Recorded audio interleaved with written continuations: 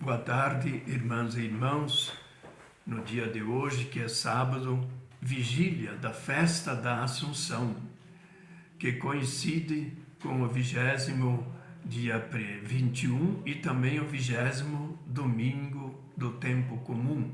Mas a festa, que era 15 de agosto, é transferida para o domingo seguinte, mais próximo.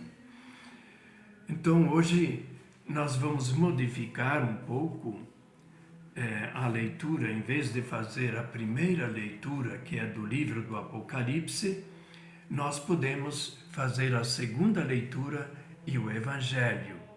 Por quê? Porque nos chamados tempos fortes da liturgia e nas solenidades e a Assunção de Maria ao céu, dogma proclamado como verdade de fé para todos os católicos, é que, em 1950, é que Maria, terminado o curso da sua vida terrena, foi levada em corpo e alma para o céu. Então, ouçamos a segunda leitura para o início das leituras de hoje. Como Cristo como primícias, depois os que pertencem a Cristo. Leitura da primeira carta de São Paulo aos Coríntios. Irmãos, Cristo ressuscitou dos mortos como primícias dos que morreram. Com efeito, por um homem veio a morte, e é também por um homem que vem a ressurreição dos mortos. Como em Adão todos morreram, assim também em Cristo todos reviverão. Porém, cada qual segundo uma ordem determinada. Em primeiro lugar, Cristo como primícias. Depois, os que pertencem a Cristo, por ocasião da sua vinda. A seguir será o fim, quando ele entregar a realeza a Deus Pai, depois de destruir todo o principado e todo o poder e força. É preciso, portanto, que ele reine até que todos os seus inimigos estejam debaixo de seus pés. O último inimigo a ser destruído é a morte. Com efeito, Deus pôs tudo debaixo de seus pés. Palavra da salvação. Glória a vós, Senhor. O Salmo responsorial, ele está depois da primeira leitura, e aí se fala de um salmo, diríamos, relacionado aos reis daqui do presente, da terra, e se dirige à rainha. Nossa Senhora é, para a fé católica, também rainha, porque Cristo é Rei. O Evangelho. Proclamação do Evangelho de Jesus Cristo segundo Lucas. Naqueles dias, Maria partiu para a região montanhosa, dirigindo-se apressadamente a uma cidade da Judéia.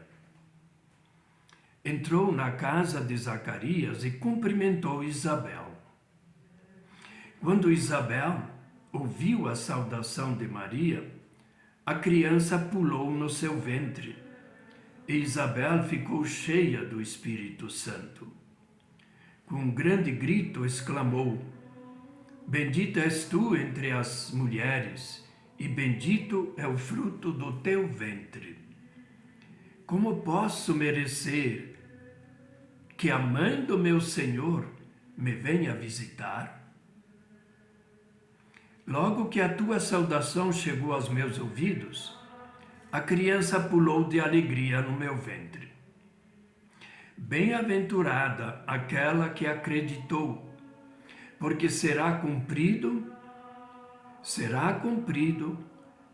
tudo o que o Senhor lhe prometeu.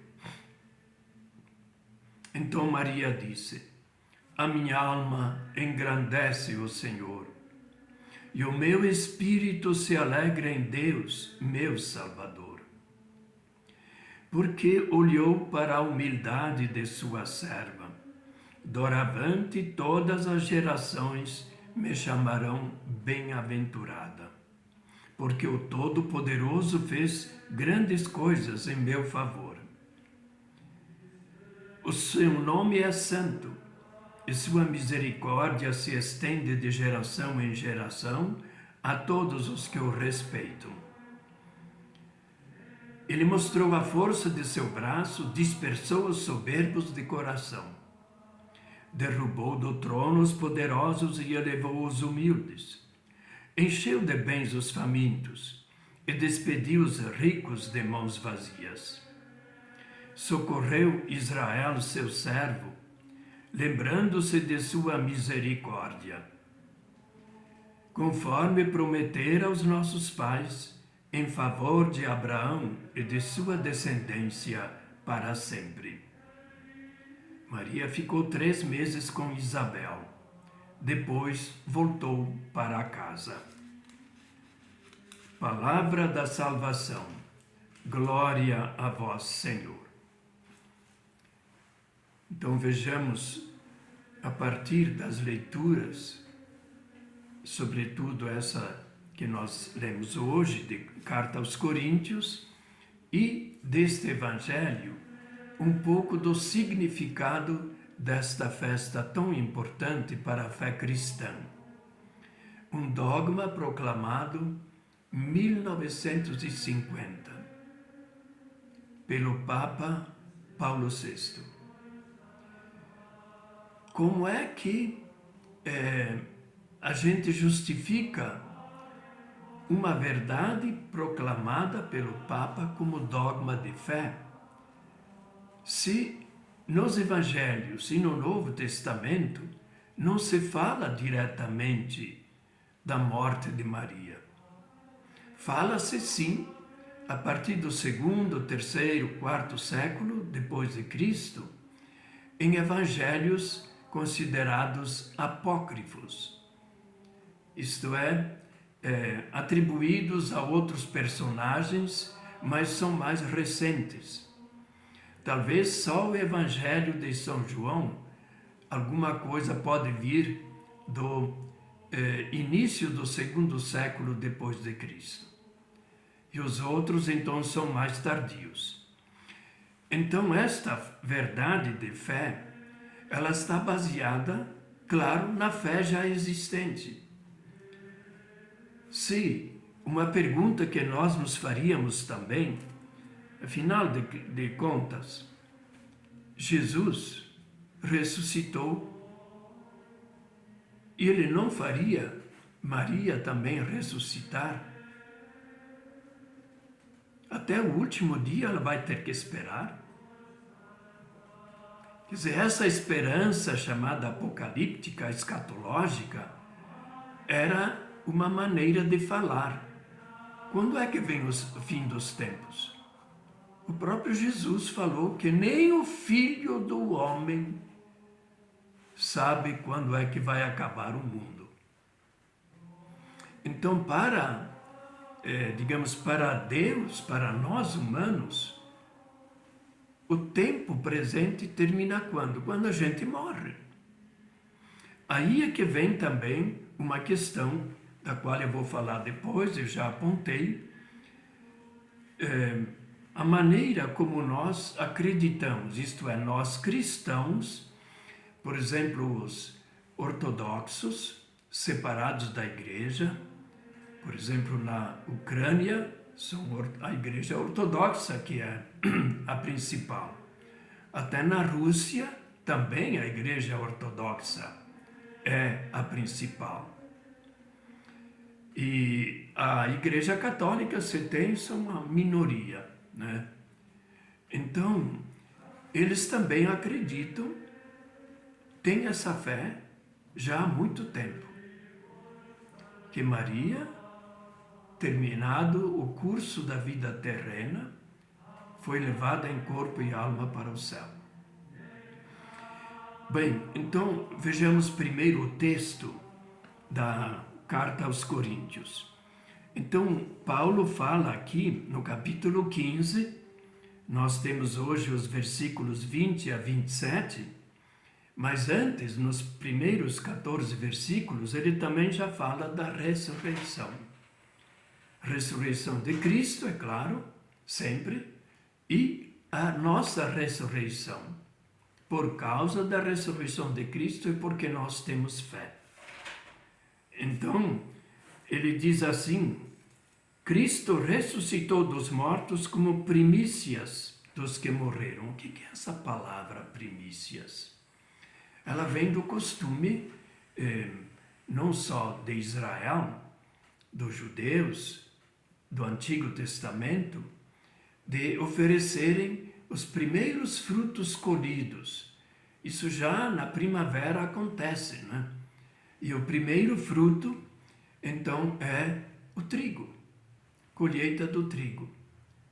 Então, é oferecido a Deus como um agradecimento, porque o Deus Criador é que faz crescer todas as coisas. E aqui, primícias dos que morreram. Por que ele diz primícias? Claro, morreu muita gente antes de Cristo. Imaginem, né? Então, ele está aqui falando aquele que morreu e ressuscitou por primeiro. Com efeito, por um homem veio a morte, e a morte também por um homem que veio a ressurreição. Em Adão, que pecou, claro, junto com Eva, quer dizer, o ser humano que se afastou de Deus por livre vontade, embora frágil, digamos frágil nas suas decisões, ele é aquele que trouxe a morte. Se não houvesse um Salvador, Jesus Cristo, nós não teríamos uma esperança para além dessa vida. E nesse capítulo, Paulo chega a dizer que se havia cristãos que duvidavam, mas Cristo ressuscitou, tudo é bem, mas ele é Deus, né? Deus encarnado. Mas nós somos pobres mortais, então duvidavam que nós íamos ressuscitar um dia. E Paulo chega a dizer, se Cristo não ressuscitou, a fé que vocês têm não vale nada. Para que vocês vão acreditar em Cristo, na ressurreição de Cristo, se não existe ressurreição para todos nós? Então, nesse contexto, a gente entende por que, na segunda leitura, a igreja escolheu esse texto aqui. Então, Cristo como primícias, né, em primeiro lugar. Depois, os que pertencem a Cristo, por ocasião da sua vinda. Entre os que pertencem a Cristo, Cristo, enquanto humano, nasceu da Virgem Maria, pelo poder do Espírito Santo. Então, ela pertence em primeiro lugar a Cristo. E Cristo, nascido, pertence a Maria. Por isso, essa crença que Maria não precisava esperar o fim dos tempos, que a gente não sabe quando vai ser. Então, a seguir será o fim, quando ele entregar a realeza a Deus Pai. Depois de destruir todo o principado, todo o poder e força. Porque é preciso que ele reine sobre todos os inimigos, que estejam debaixo de seus pés. O último inimigo a ser destruído é a morte. Então, aqui está uma base da Escritura para nós falarmos que em Maria a morte foi vencida. Podemos dizer também hoje que nós, quando morremos na fé, sabendo que Deus, Jesus, morreu pelos nossos pecados e ressuscitou, e nós o seguimos, nós não vamos esperar o fim do mundo quando a gente não sabe quando vem. Deus é tão bom que nos acolhe assim, diríamos até no mesmo dia, não é? Porque para Deus não existe tempo. E para além da morte, as pessoas que morrem também não vão contar o tempo. Porque Deus será tudo em todos. Então Maria é assumida ao céu exatamente por isso. Agora, aqui na segunda, isto é, no Evangelho, o que chama a atenção é, claro, as duas mães. Então, Isabel, ela está grávida no 6º mês e é visitada por Maria. Porque o anjo, quando anunciou Maria que ela seria a mãe do Messias Salvador, o anjo também chega a dizer, olha, a tua prima, que ninguém mais achava que ia ter um filho, na sua idade, ela está no 6º mês de gravidez. E Maria, então, ela diz, sim, eu acredito, eu aceito ser a mãe do Senhor, como o anjo lhe dizia. Mas ela não ficou bem agora, eu vou ser mãe do Senhor, ficou quietinha lá em casa. Não, ela viajou apressadamente. Sabia que sua prima estava grávida e precisava de alguém para cuidar dela, né? Além desses 6 meses, nos últimos meses, né? E ela foi lá para servir. Ela respondeu ao anjo, lá em Nazaré, eis aqui a serva do Senhor, faça-se em mim segundo a tua vontade. A vontade de Deus. Agora, não basta dizer, ser serva do Senhor é se colocar inteiramente a serviço das pessoas que necessitam dos nossos cuidados. E aí, nesse encontro, quando Maria saúda Isabel e Zacarias, então, ao ouvir a voz, simples voz da sua prima, Isabel sentiu algo extraordinário dentro de si. O menino começou a se mover dentro do seu ventre, não é?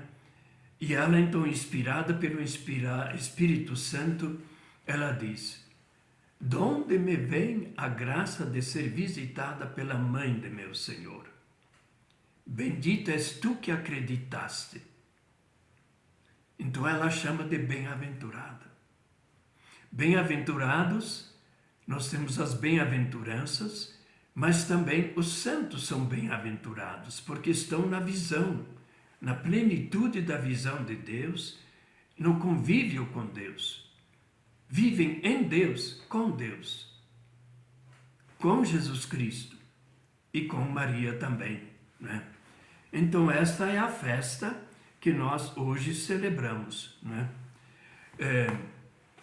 Agora, a questão da proclamação do dogma, não estando dito claramente que Maria já está em corpo e alma ao céu, então tem duas tradições. Os ortodoxos dizem que Maria adormeceu e foi levada em corpo e alma, né? O corpo, né, com seu peso, suas dimensões e tudo, os anjos a levaram. Então outros dizem não. Ela ressuscitou. Se Jesus é o primeiro fruto, as primícias dentre aqueles que morrem e ressuscitam, Sem dúvida nenhuma, Maria participa disso também. Nós temos a ascensão de Jesus ao céu. A ascensão é como que pelo próprio poder, porque ele é filho de Deus. Ele sobe em corpo e alma ao céu. E temos a assunção. Maria é como que puxada, levada ao céu. Claro que teria muitas coisas a explicar. O que importa é que essa fé foi proclamada como uma verdade de fé, mesmo não estando na Bíblia, mas estando nas tradições cristãs paralelas, nos livros apócrifos.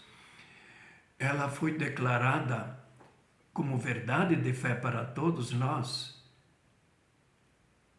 no meio do século passado, 1950. O que houve antes?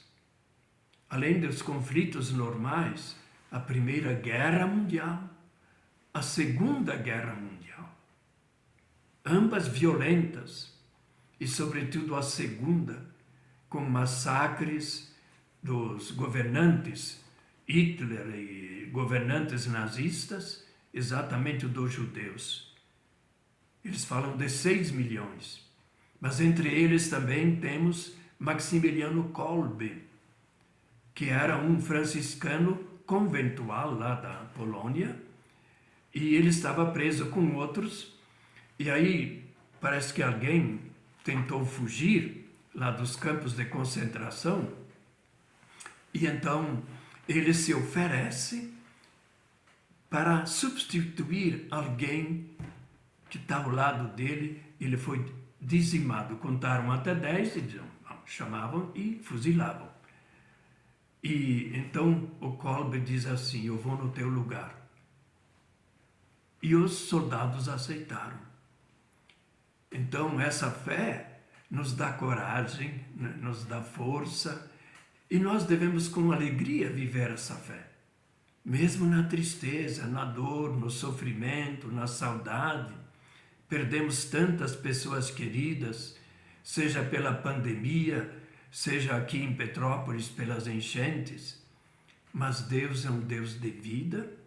Maria está lá no céu, intercede por nós, junto com Jesus Cristo e os bem-aventurados do céu. Então celebremos com alegria a festa de amanhã.